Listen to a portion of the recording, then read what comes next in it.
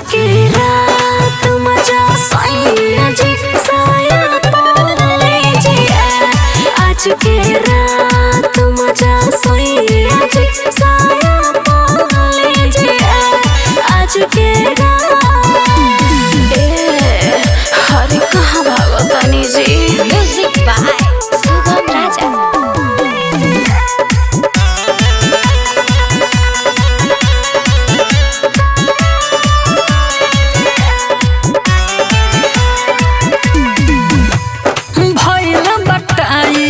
लागे जान दे दी अबू पर की हम देवाल छेदी।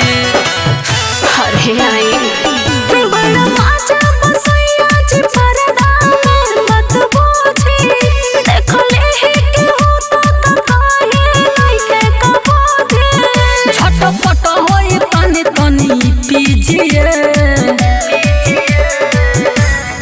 आज के रात मजा सैया जी साया पाले जिया। आज के रात मजा सैया जी साया पाले जिया। आज के अरे आइए ना। रिया फिल्म्स रिकॉर्डिंग स्टूडियो दिल्ली।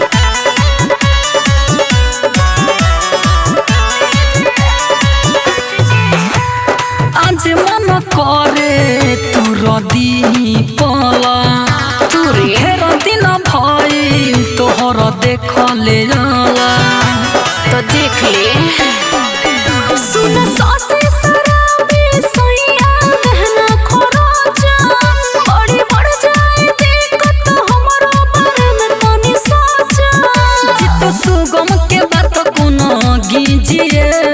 ऐसा क्या आज के रात मजा सैया जी साया पाले जिया। आज के रात मजा सैया